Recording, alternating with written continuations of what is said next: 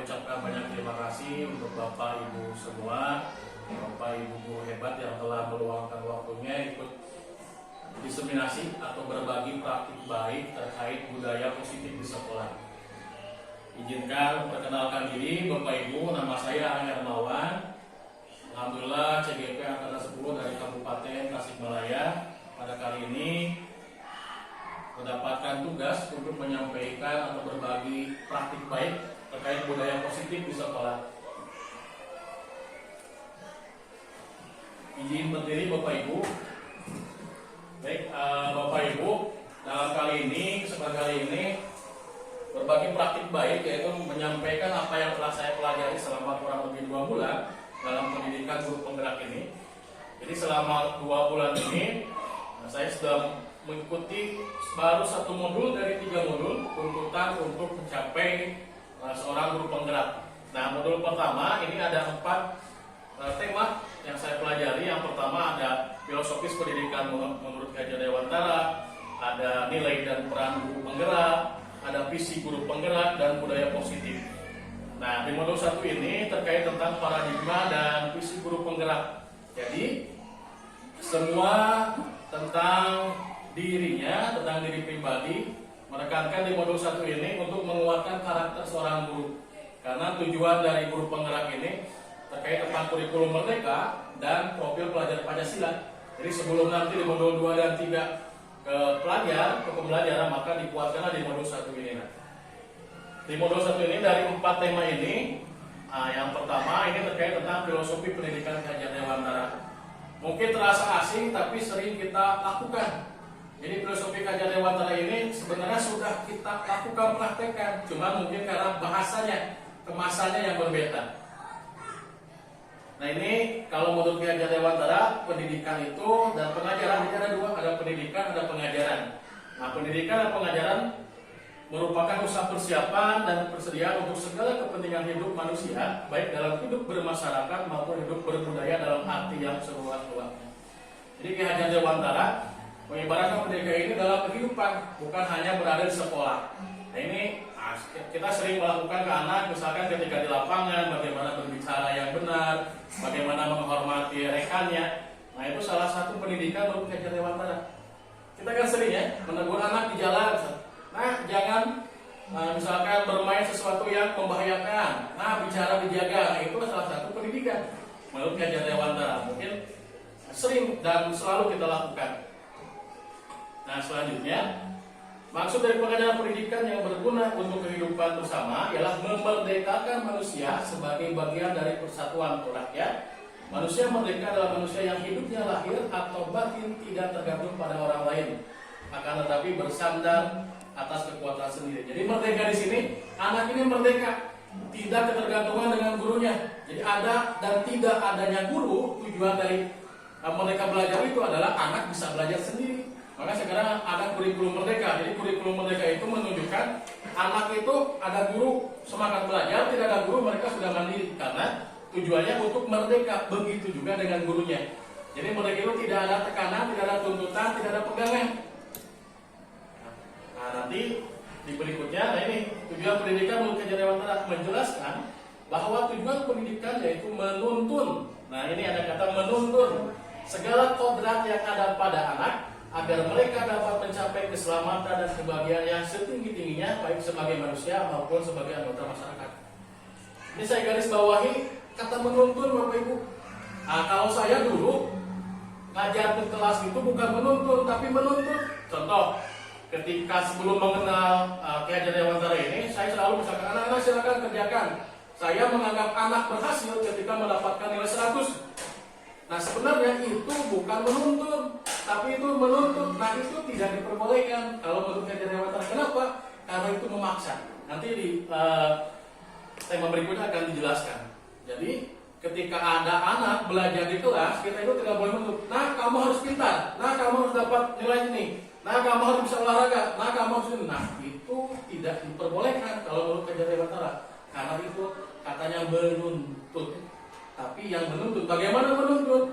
Seperti gambarkan petani, seorang petani. Petani menuntun padi itu dia menuntun kan, tidak memaksakan benih padi itu jadi jagung, tapi dia menuntun agar benih padi itu menjadi padi yang seutuhnya. Dalam artian setiap anak memiliki kemampuan dan kemampuan, kebiasaan, keahlian masing-masing. Maka tugas guru menuntun anak untuk mencapai apa yang dia yakini di awal.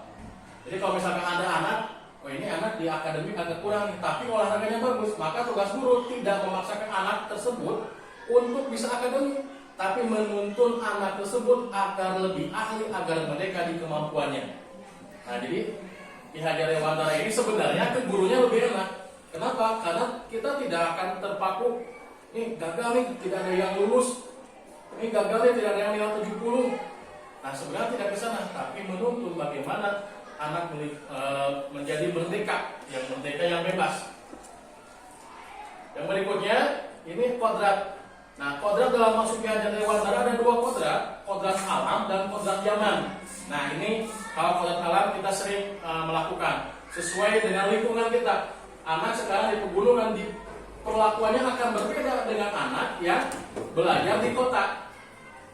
Alamnya berbeda, lingkungannya. Kalau misalkan di kodrat kentaraannya banyak, bisa jam 7 masuk, setengah 7 bisa masuk, kita berbeda. Kenapa? Karena alam lingkungan kita berbeda. Datang ke sini, mereka tidak bisa seenaknya seperti di kota.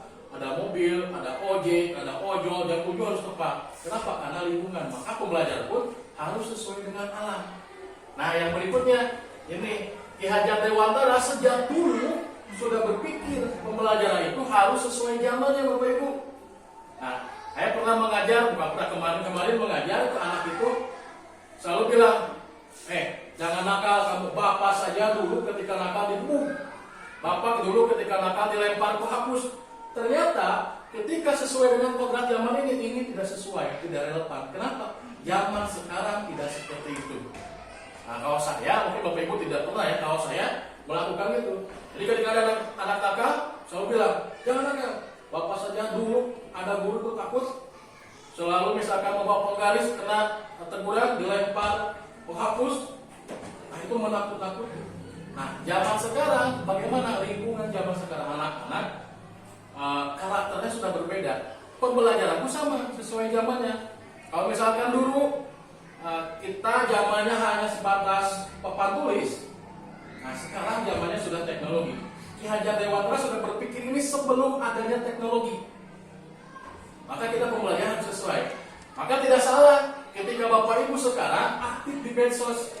Kenapa? Karena ini sesuai zaman. Bapak Ibu kalau membuka PMM, di sana ada sebuah pelatihan mandiri yang memang dituntut untuk kreativitas seorang guru dalamnya. Dan di sana ada pilihan medsos, ada TikTok, Facebook, Instagram, YouTube, itu ada. Jadi kita kalau sekarang sebenarnya tidak dipersalahkan dan tidak disalahkan ketika Bapak Ibu guru mengajar itu lewat TikTok.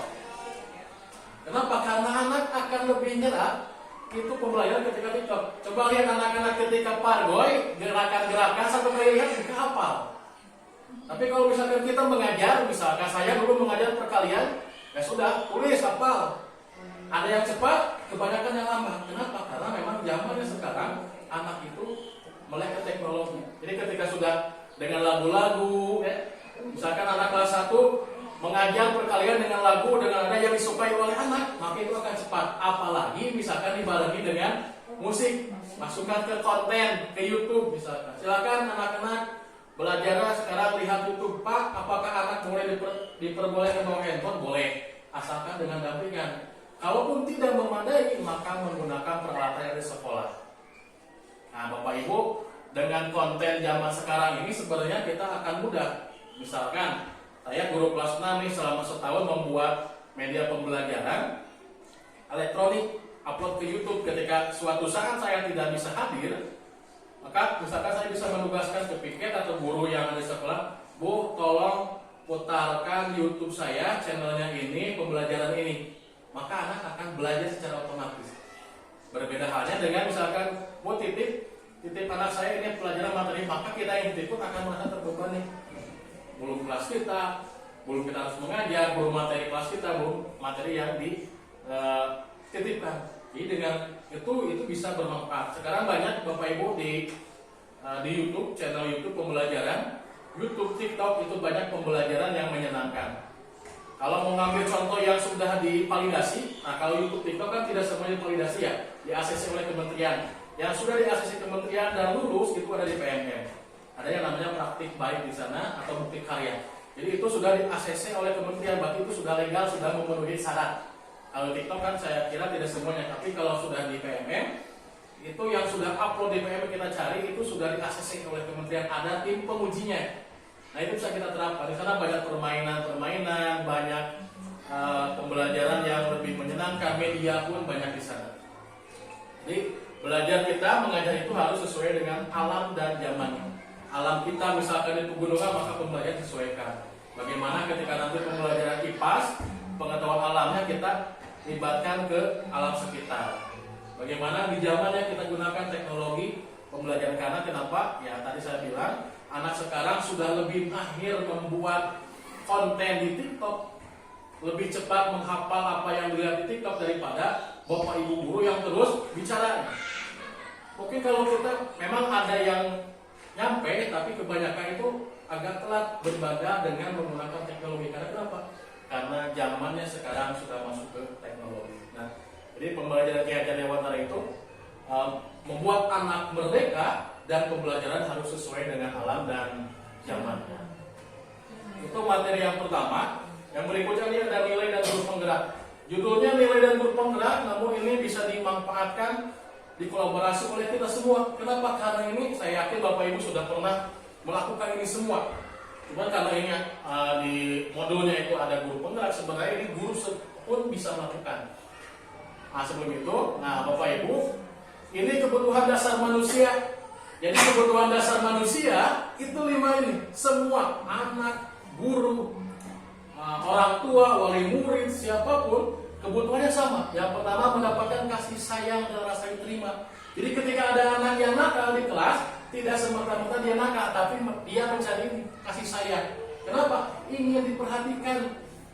Saya pernah mendapatkan kasus ada anak nakal di kelas ini selalu ingin ditegur. Ternyata ketika sudah ditelusuri, di rumah dia tidak ada sosok orang tua karena sibuk bekerja, sehingga datang ke kelas mencari perhatian.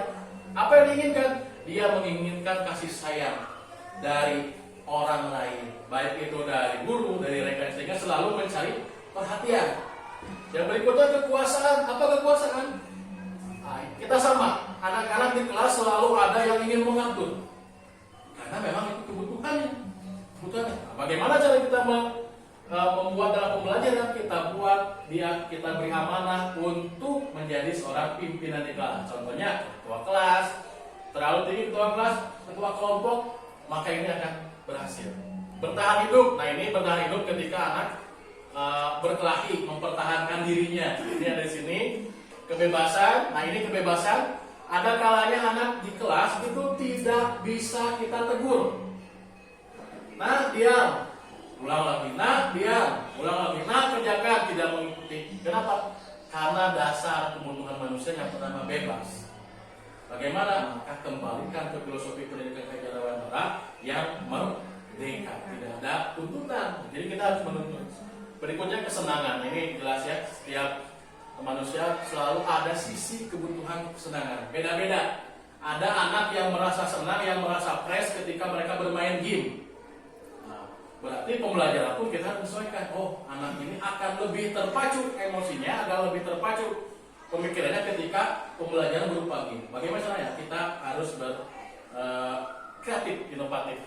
Ini kebutuhan dasar manusia yang semuanya dimiliki, bukan hanya murid, bukan hanya peserta didik, tapi guru pun sama. Maka harus diingat Bapak Ibu, seorang guru pun harus memenuhi kebutuhan kesenangannya. Bagaimana? Setiap orang berbeda memiliki kesenangan. Ada yang dia ketika sudah lelah, kesenangannya misalkan pilih jalan-jalan, itu boleh? Boleh. Karena itu kebutuhan dasar. Kalau misalkan salah satu kebutuhan dasar ini tidak terpenuhi, maka ini tidak akan stabil. Jadi Bapak Ibu guru pun sama. Kasih sayangnya harus ada, kekuasaan, bertahan hidup, kebebasan, dan kesenangan. Nah selanjutnya Bapak Ibu, ini ada yang namanya nilai guru penggerak. Ini dibuat sebuah diagram yang banyak lingkaran ini, namun pusatnya pada pembelajaran ini adalah berpihak pada murid. Jadi pembelajaran yang sesungguhnya itu adalah student center. Jadi murid bukan seorang guru yang mengatur atau teacher center, tapi student center. Apa saja? Nah ini yang paling luar, ini nanti imbasnya itu ke sistem berpikir, ke perubahan, ke aset dan keselarasan. Nah dari diagram ini ada 5 garis besar nilai-nilai yang harus kita tanamkan. Yang pertama, berpihak pada murid, inovatif, kolaboratif, reflektif, dan mandiri. Nah ini saya kira semua guru harus melakukan ini karena kenapa? Karena ini bukan hanya sebatas guru penggerak. Jadi bukan embel-embel penggeraknya, tapi gurunya. Jadi nilai guru itu benar-benar yang bagus jelas. Kita belajar itu harus mengutamakan murid, menuntun, bukan menuntut. Kalau berpihak pada guru itu namanya menuntut. Jadi ingat, terserah guru. Nah kita belajar ini, nah kerjakan soal harus sampai sini. Nah itu bukan berpihak pada murid, tapi berpihak pada guru atau teacher center. Inovatif, ketika pembelajaran sudah jenuh, maka bagaimana guru berpikir? Nah biasanya ketika setelah istirahat, nah, anak sudah bermain bebas, masuk ke kelas itu biasanya agak jenuhan. Ada yang main misalkan olahraga ke kelas itu lelah, ngantuk. Bagaimana ya? Inovatif, berarti pembelajaran setelah itu kita harus ubah. Bagaimana cara merubahnya ya? Yang tahu karakter anak hanya guru kelasnya, yang mereka yang ada yang selalu berinteraksi. Oh anak saya ini, kelas saya ini akan semangat ketika misalkan diawali dengan yel-yel atau dengan ice breaking atau dengan hiburan. Jadi tidak semerta-merta pembelajaran itu harus terus teori dari awal sampai akhir. Itu yang namanya menuntut. Tapi kalau menuntut sesuaikan dengan anak. Berikutnya kolaboratif lah. Kolaboratif ini bisa antara guru dan guru, bisa antara guru dengan orang tua, bisa dengan anak.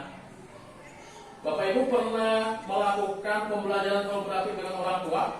Memanggil orang tua misalkan ada mata pelajaran tentang bertani, panggil salah satu orang tua yang sukses di pertanian, kali-kali mereka yang ngajar. Nah itu kolaborasi, itu akan merefresh. Kenapa? Jadi anak, wah ini ada suasana baru nih. Kalau misalkan di kelas 6 ada wirausaha, kali-kali memanggil pengusaha sekitar yang datang, sampaikan, inspirasikan bahwa seorang pengusaha sukses itu tidak ujung-ujung langsung sukses. Nah itu kolaborasi dengan orang tua. Reflektif, nah ini harus kita lakukan. Jadi ketika anak sudah jenuh nih, apa nih kekurangannya, apa yang harus diperbaiki. Nah itu harus merefleksi diri dan tentunya mandiri. Selanjutnya ada peran guru penggerak. Nah dari 5 tadi, 5 nilai guru penggerak ini digambarkan lagi menjadi 5 peran guru sebenarnya, guru semuanya. Tadi yang pertama ini, yang nilai itu masuknya ke dalam pemimpin pembelajaran. Jadi ini pemimpin pembelajaran ini bukan hanya guru penggerak, tapi guru. Karena guru memimpin di kelas, itulah pemimpin pembelajaran. Nah, jadi Bapak Ibu sebenarnya sudah memiliki ini nih, yang lingkaran ini. Karena Bapak Ibu adalah pemimpin pembelajaran. Bapak Ibu yang memimpin pembelajaran di kelas. Maka kalau misalkan Bapak Ibu merefleksi, ini saya kira sudah 70-80% sudah ada di Bapak Ibu. Cuma memang kita sering tidak merasakan, padahal kita sudah melakukan hal-hal yang seperti ini. Nah, selain pemimpin pembelajaran, yang berikutnya menjadi coach bagi guru yang lain. Bapak Ibu pernah menjadi coach bagi rekannya? Saya kira pernah. Bapak Ibu pernah ada rekan teman yang berbicara, "Duh, anak saya nih kurang semangat." Lalu Bapak Ibu merespon, "Kenapa kurang semangatnya? Bagaimana kekurangannya?" Sehingga rekan Ibu "Oh iya benar kata Bapak tadi, kata Ibu tadi." Terus begitu. Itu coach Bapak Ibu. Kalau ngobrol santai misalkan, "Duh, anak tadi berkelahi." Terus ada rekan kita yang menjawab, "Kenapa berkelahi?" "Ya gara-gara apa?" "Terus bagaimana?" "Iya tadi saya pisahkan itu dalam kelas." Jadi kita membimbing temannya, sehingga teman, "Oh iya berarti ternyata benar anak saya tadi berkelahi itu gara-gara saya lalai itu." Nah itu coach itu sudah membimbing. Saya kira itu sering Bapak Ibu lakukan ketika ngobrol santai. Ada anak, ini nilai kecil nih, si A nilainya kecil nih. Maka ada rekan yang menjawab, "Kenapa kecil?" "Iya jarang ini." Hah? Terus tanya lagi, "Kenapa bisa seperti itu?" "Iya nih alasannya kali ini." di akhir ada solusi ya untuk anak ini mah mungkin harus ada pendekatan lebih itu adalah itu sudah kita lakukan, cuman ini ada bahasa asing mungkin ya, padahal sering kita lakukan. Mendorong kolaborasi, nah ini jelas mendorong kolaborasi kerjasama. Ketika misalkan contoh sederhananya kerjasama itu ketika dengan mata pelajaran atau dengan misalkan ketidakhadiran kita, kalau tidak ada kolaborasi dengan rekan, ini tidak bisa selesai permasalahan di kelas.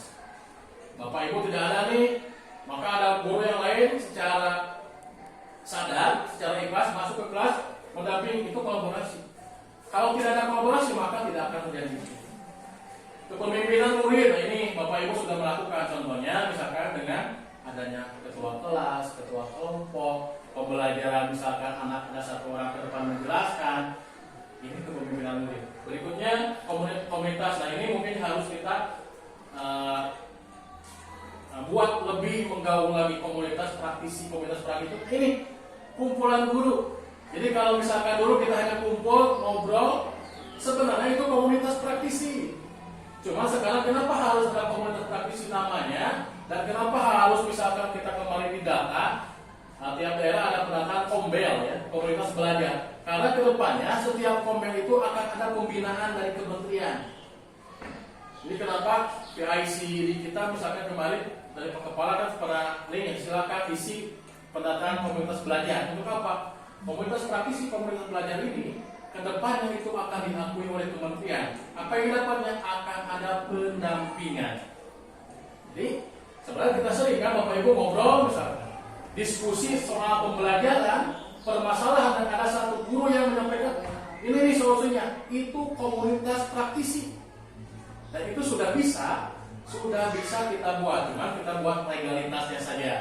Jadi yang diakuinya legalitas, bagaimana legalitasnya? Nah, legalitasnya kita buat cukup, cukup.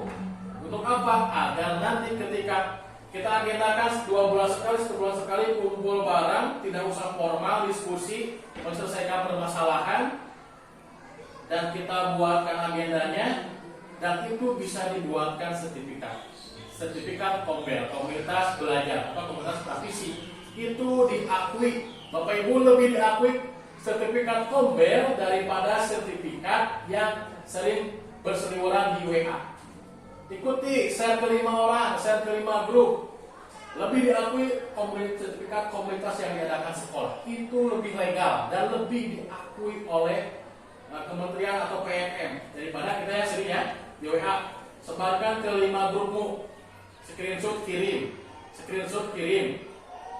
Daripada pusing itu mending kita komunitas. Misalkan pekan pertama, ini ada guru yang sudah senior misalkan, pengalamannya menangani anak nakal pasti lebih banyak. Diskusikan di sana, buat judulnya, buat sertifikat, itu legal dan itu bisa diakui. Daripada yang tadi kita berusaha bisa cari 5 kelompok, 5 grup WA, sehingga yang lain mungkin ada yang merasa ini dikirim dihapus. Ikuti kegiatannya malam lama, banyak tugasnya, sertifikatnya misalkan hanya 3-4 JP. Daripada ikut ke sana, lebih baik kita bangkitkan komunitas yang ada di sekolah. Kita buat, susun satu kelompok, buat kepengurusannya di SK oleh kepala sekolah, maka itu legal. Sertifikatnya diakui, bagi PMM itu diakui. Lebih diakui itu daripada yang tadi ya.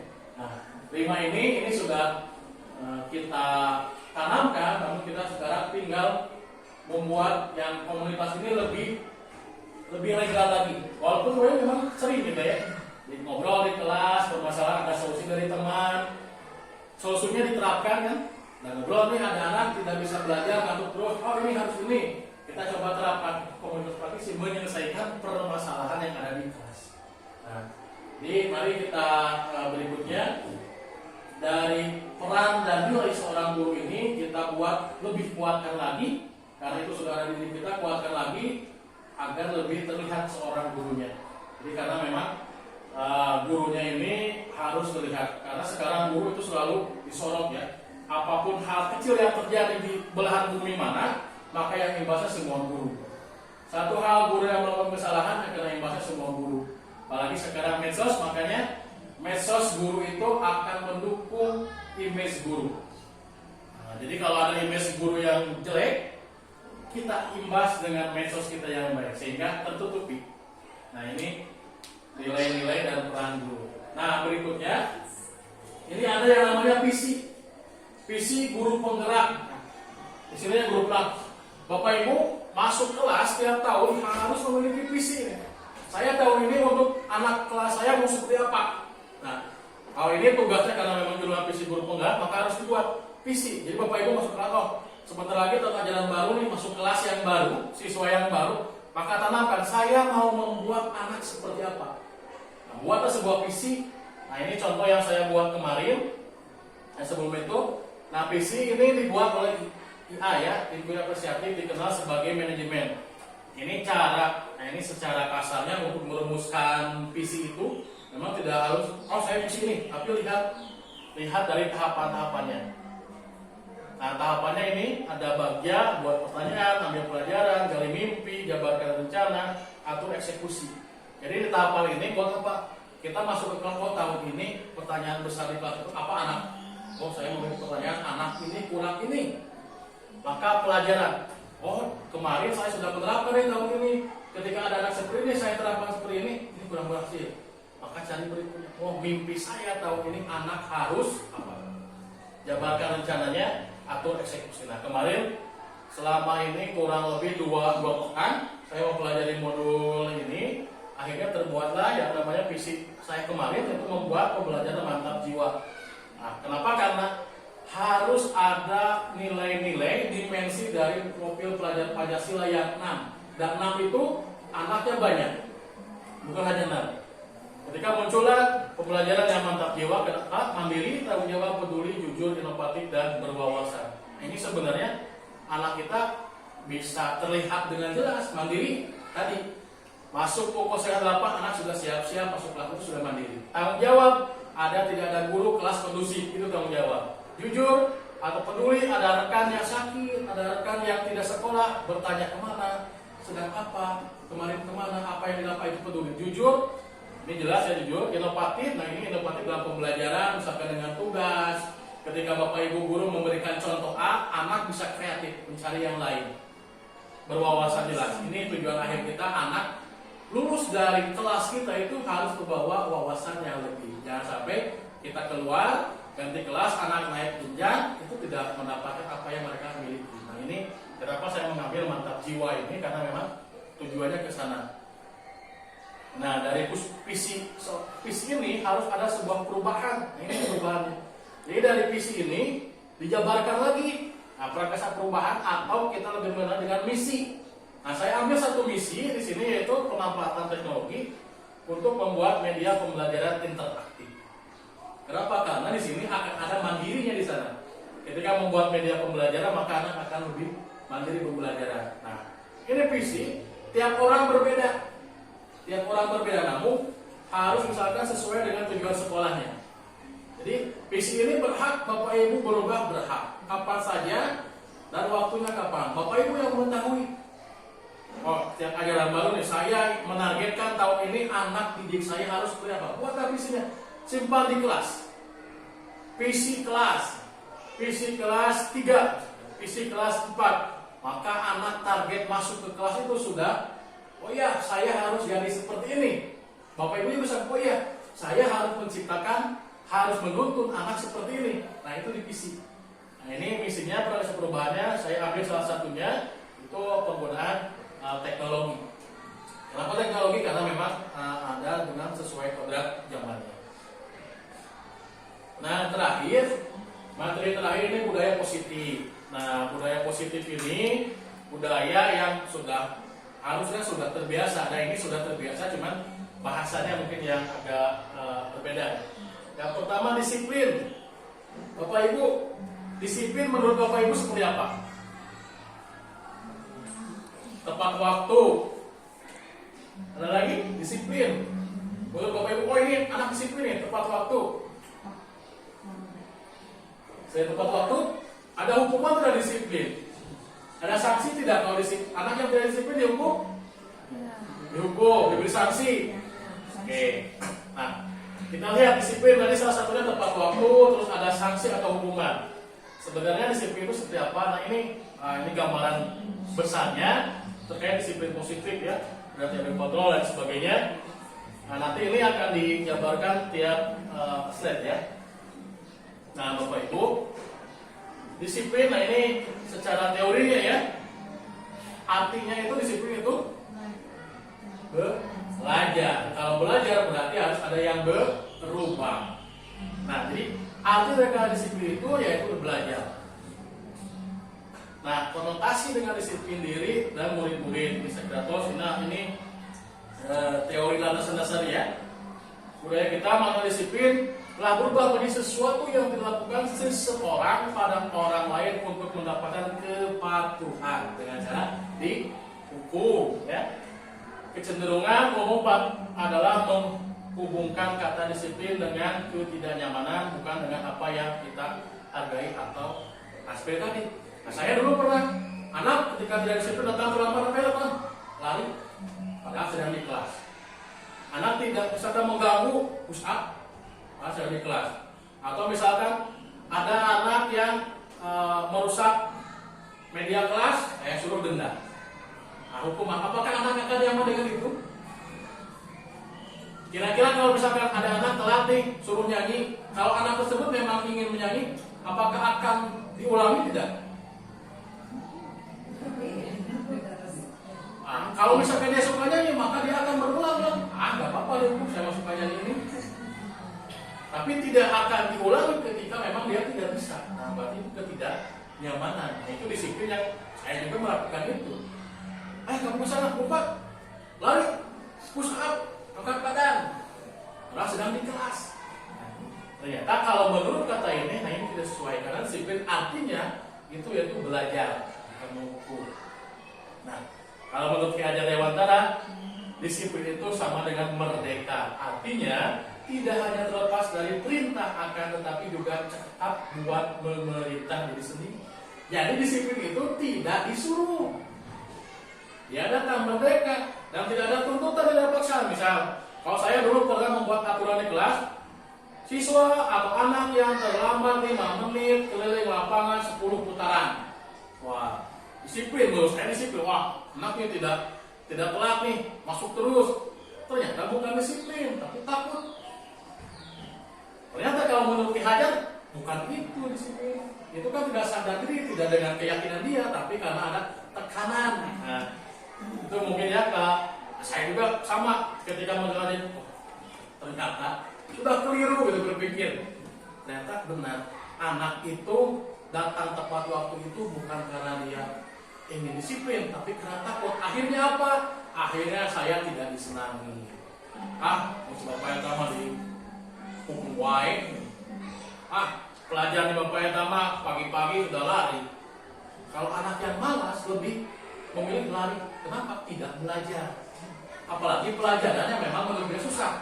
Misal hari Senin pelajaran matematika, maka dia akan terlambat datang. Kenapa? Lebih baik dia lari sehingga tidak mengikuti pelajaran daripada dia harus belajar. Akhirnya kesusahan. Nah, itu yang saya lakukan kemarin. Ternyata tidak seperti itu disiplin yang sebenarnya. Nah, berikutnya ini ada teori motivasi manusia. Nah, motivasi itu ada dua, ada motivasi eksternal dan internal. Ada dari diri, ada dari luar. Nah, kalau yang dari luar, seseorang melakukan sesuatu itu untuk menghindari ketidaknyamanan tadi hukuman. Dengan aturan yang susah, maka anak akan menghindari. Jadi motivasi datang pagi itu untuk apa? Untuk tidak dihukum. Yang berikutnya untuk mendapatkan imbalan hadiah. Ayo anak-anak, saya kemarin melakukan anak-anak. Siapa yang nilai 90 dapat hadiah? Itu eksternal. Coba ganti gurunya jangan saya. Apakah dia akan mendapat nilai tinggi? Tidak. Karena yang diincar bukan motivasi diri, tapi motivasi untuk mendapatkan sesuatu. Nah, yang seharusnya adalah ini untuk menghargai dirinya sendiri. Saya harus dapat nilai 90 karena saya menghargai diri saya. Saya harus bisa. Bukan karena saya harus dapat 90 nih agar dapat hadiah. Nah, ternyata itu keliru. Ini motivasi internal, tujuan disiplin positif. Jadi harus dari dirinya. Nah ini dihukum oleh penghargaan. Nah ini yang saya lakukan kemarin, memberikan penghargaan, memberikan hadiah. Ternyata itu bukan sesuatu hal yang baik, tapi itu sebuah hukuman. Bahwa penghargaan berlaku sama dengan hukuman, dalam arti meminta atau membujuk seseorang melakukan sesuatu untuk memenuhi suatu tujuan. Benar kan? Ayo anak-anak, kita memaksakan anak-anak harus dapat 90 untuk dapat uang. Anak-anak harus duduk dengan rapi untuk mendapat bintang. Anak-anak rapi dengan rapi nanti diberi bintang. Sebenarnya itu menghukum anak, memaksakan anak kan? Maka dia akan rapi, akan mendapat bintang.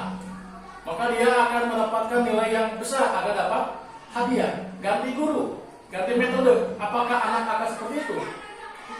Kembali lagi ke awal ya. Nah ini beberapa dampak dari pemberian penghargaan. Pertama, pengaruh jangka pendek dan jangka panjang jelas. Jadi anak selalu mengharapkan hadiah. Ketika kita lupa membuat bintang, anak bertanya, Bu, mana bintangnya? Pak, mana hadiahnya? Jadi belajarnya hanya untuk mendapatkan itu saja. Penghargaan menghukum yang jelas, karena anak akan lebih semangat, lebih fokus karena untuk mendapatkan hadiah. Penghargaan mengurangi ketepatan karena dia ingin cepat-cepat. Mungkin siapa yang lebih cepat akan dapat bintang. Dia banyak dengan cepat tanpa fokus, ketepatannya berkurang. Karena apa tujuannya? Bukan bisa, tapi tujuannya mendapatkan hadiah. Penghargaan tidak efektif karena kalau ada satu yang sudah pintar di kelas, maka itu akan mendominasi. Bintang misalkan satu nama, wah bintangnya sampai 10. Yang satu tidak satu pun. Tapi tidak efektif, tidak semuanya kita hargai, hanya satu orang. Penghargaan merusak hubungan, jelas. Jadi ada anak yang tidak mendapatkan hadiah akan berpikir, si bapak mama, si ibu mah, mereka kasih tahu.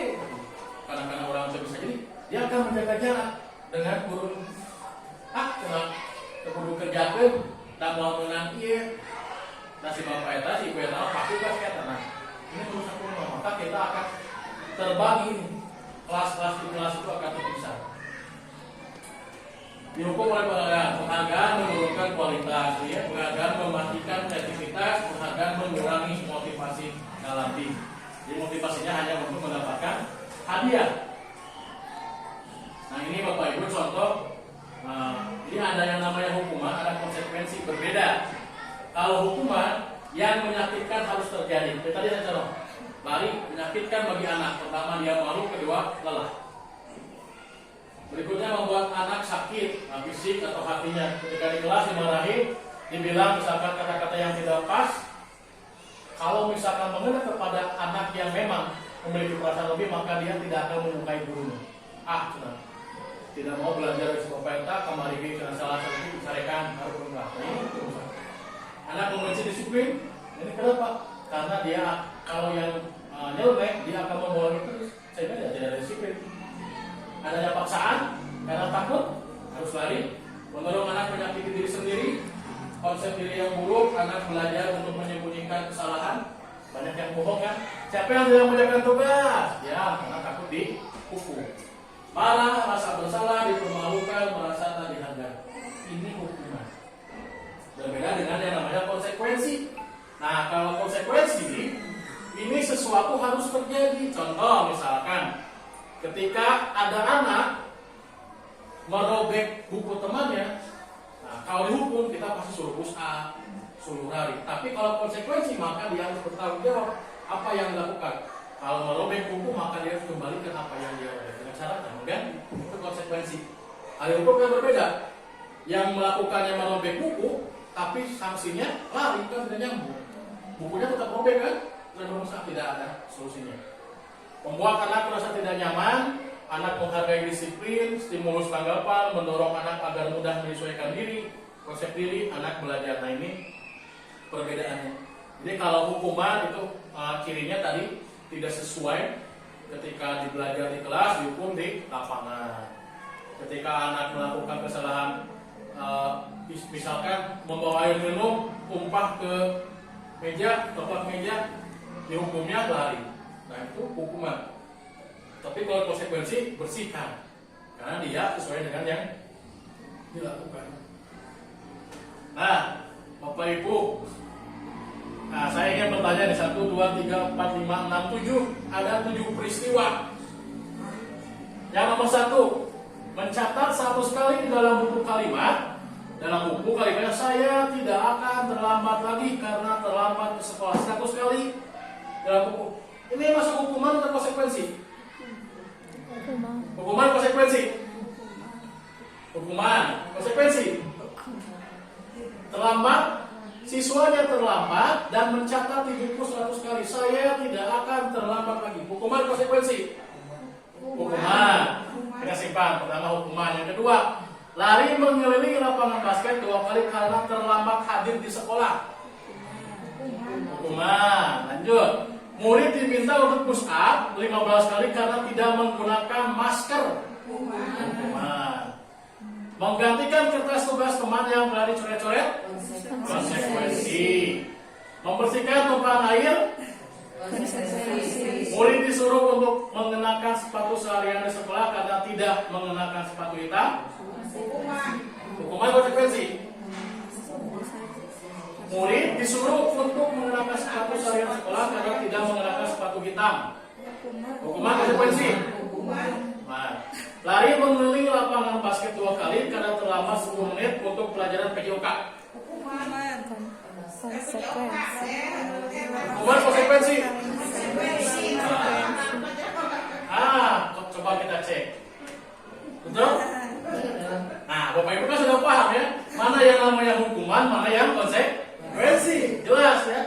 Terlambat kenapa disuruhnya menulis? Berbeda dengan olahraga. Dia telat masuk ke lapangan, sedangkan pelajaran olahraga relevan. Oh iya, karena sedang olahraga. Barangkali kenapa disuruh lari? Karena yang lain sudah pemanasan, dia belum suruh pemanasan. Itu yang namanya konsekuensi. Nah, ini sudah paham nih Bapak Ibu. Mungkin di kelas sudah dilakukan ya, cuma memang bahasanya saja. Saya yakin Bapak Ibu sudah tidak ada lagi hukuman kalau menurut saya. Semua sudah mulai ke konsekuensi. Berikutnya, nah ini keyakinan kelas. Ada yang pernah membuat peraturan kelas?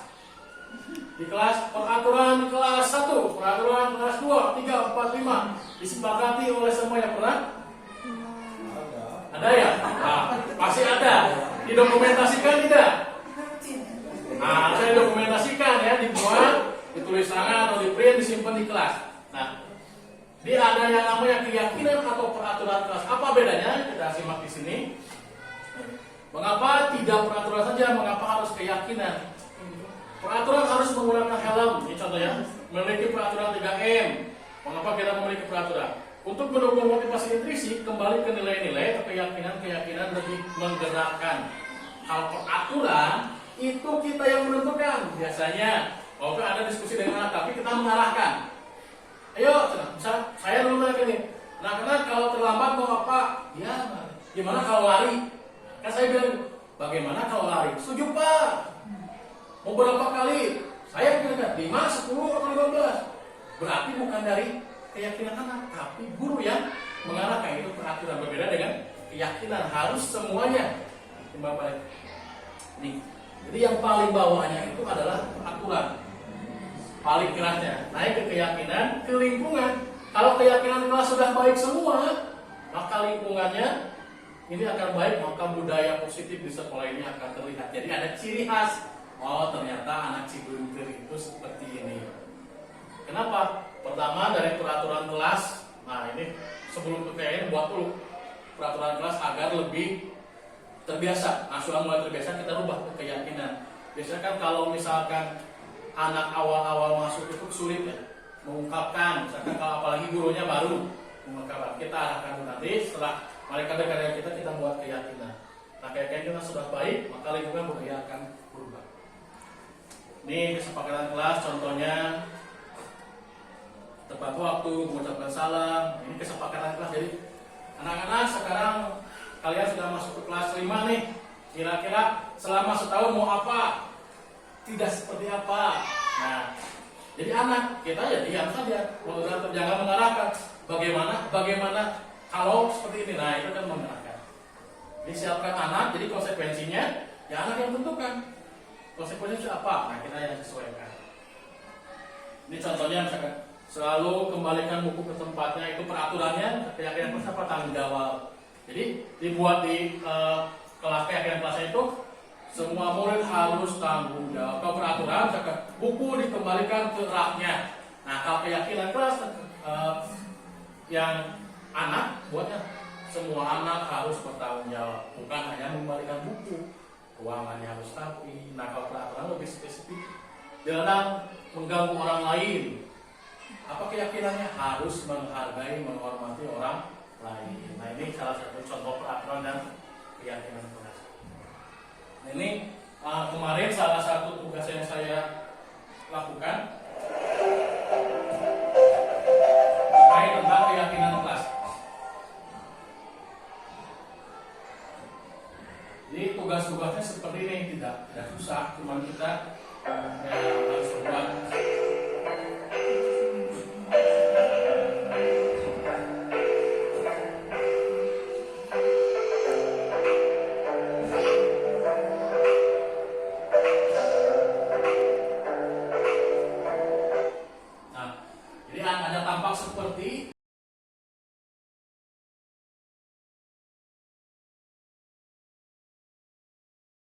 Tidak tampak seperti itu. Jadi harus, nah ini salah satu untuk mencari apa yang harus nanti kita lakukan ke depannya. Jadi ada kata tampak seperti dan tidak tampak.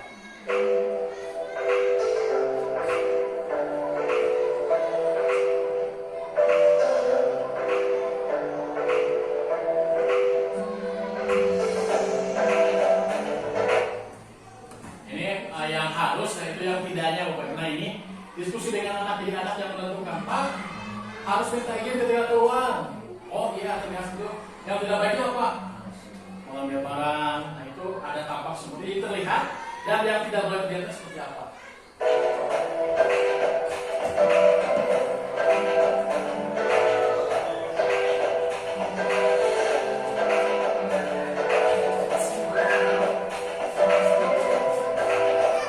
Nah kalau ini yang terdengarnya seperti apa? Jadi ketika ada assalamualaikum, anak itu harus respon semangat, sopan santun, perilakunya apa? Bertanggung jawab. Nah ini diskusi dengan anak di awal, ini sangat butuh.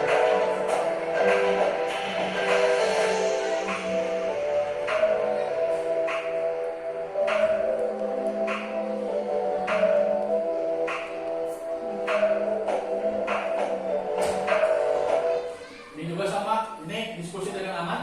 Kita lihat ya, anak-anak tugas guru sebaiknya apa? Tugas murid seperti apa? Jadi anak yang menjawab, Pak Guru harus gini, Pak Guru harus begini. Kalau kalian, nah jadi mereka yang mendidik. Kalau Pak Guru yang mendidik, berarti kita harus belajar Pak. Nah jadi ada mereka yang berpikir. Karena kenapa? Dalam profil pelajar Pancasila ada yang namanya bernalar kritis. Nah ini kritis di sini. Jadi mereka harus menentukan.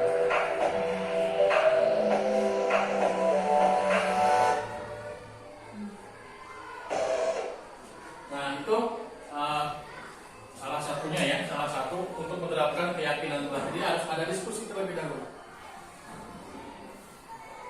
Nah, selanjutnya ada dua lagi. Ini posisi kontrol, Bapak Ibu. Posisi kontrol seorang guru itu ada 5.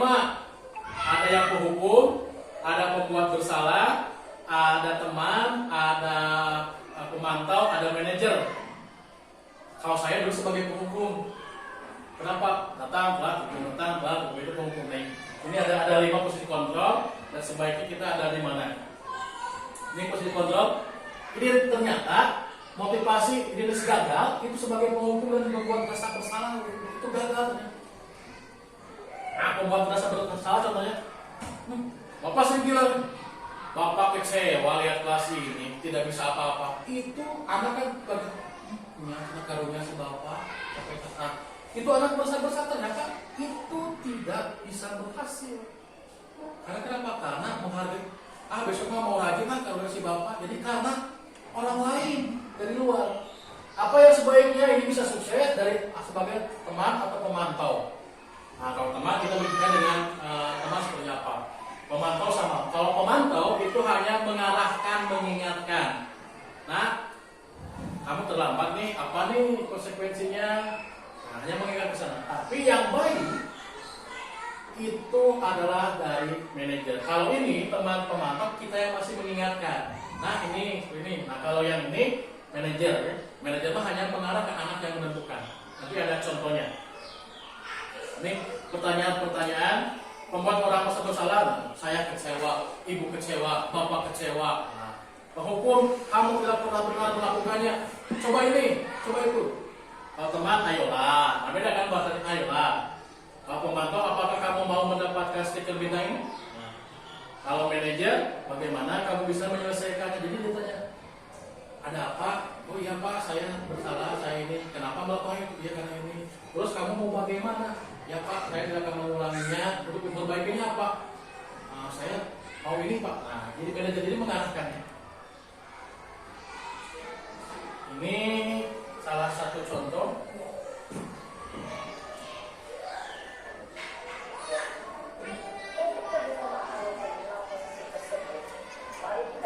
Ini ada contohnya, contoh penerapannya. Naren selama 20 menit.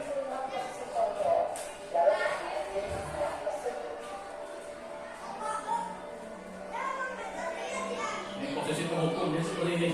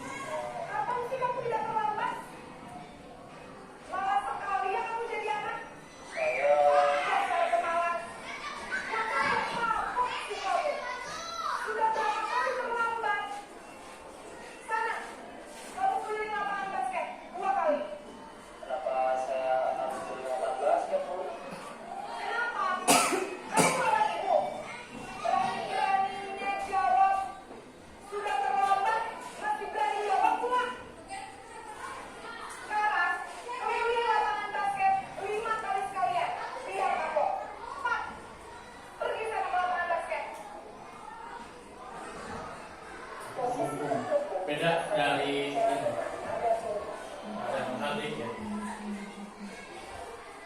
Ini yang kedua.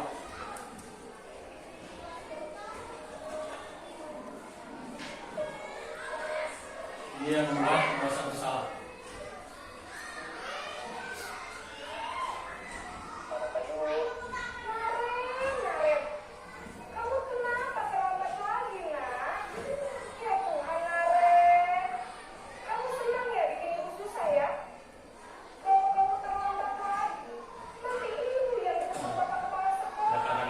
Kasihan kan, anak kasihan juga.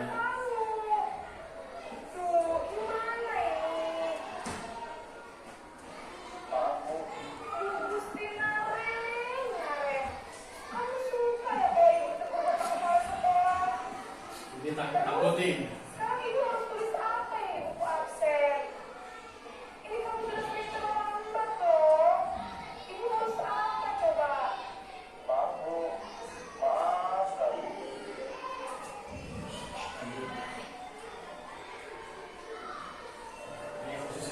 Sebagai seorang teman.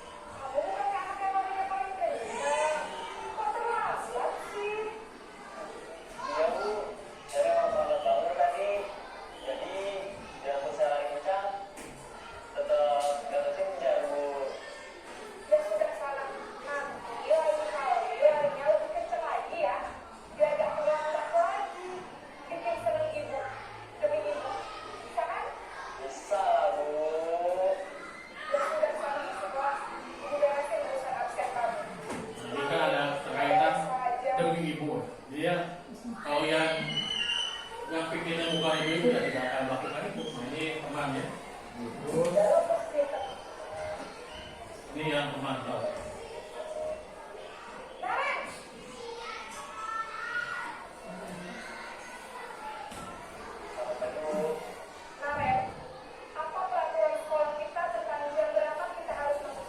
Ini sudah mengingatkan ya.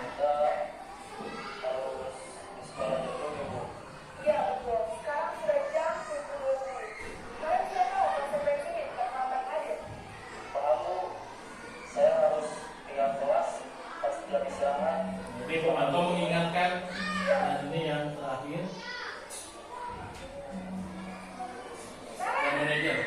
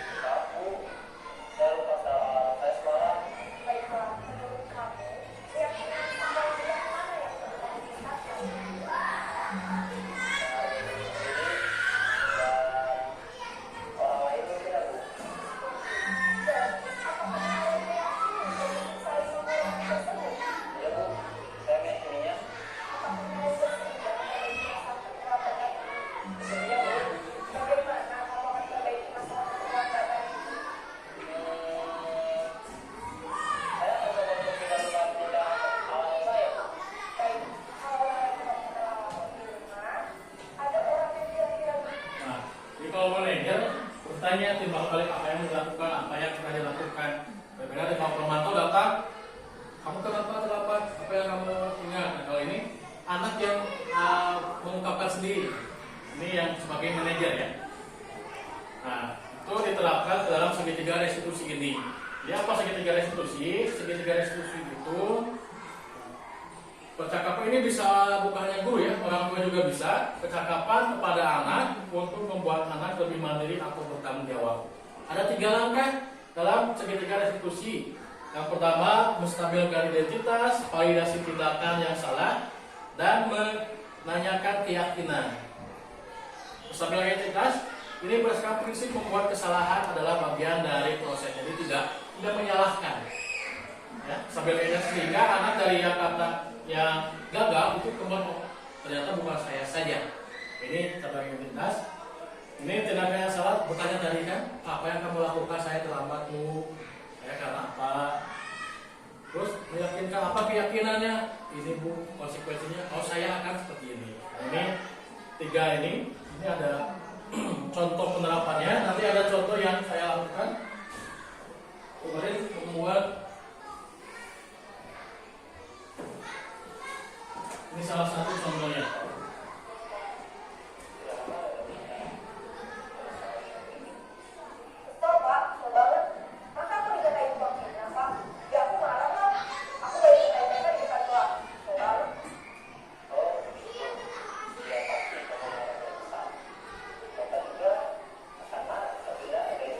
Nah, ini kenapa sampai karena bilang bapak juga akan marah. Jadi anak akan dia ya.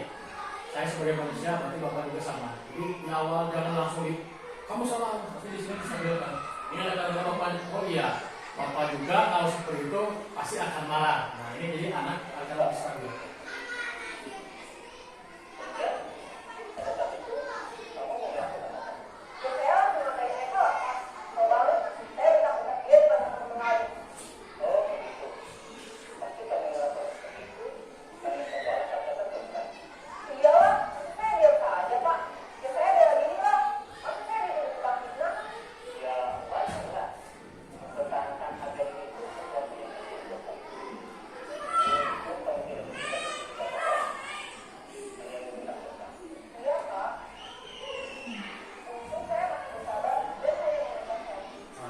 Validasi ini emosi anak sedang mulai rendah.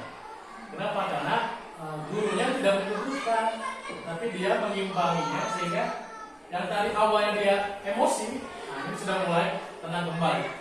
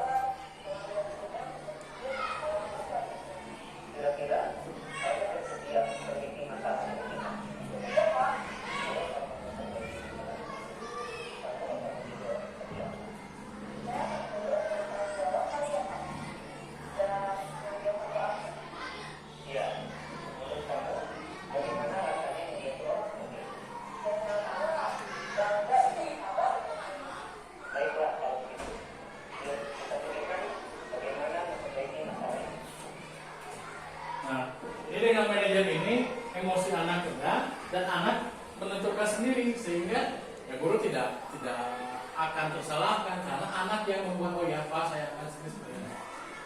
Ini saya kira sering ya Bapak Ibu melakukannya.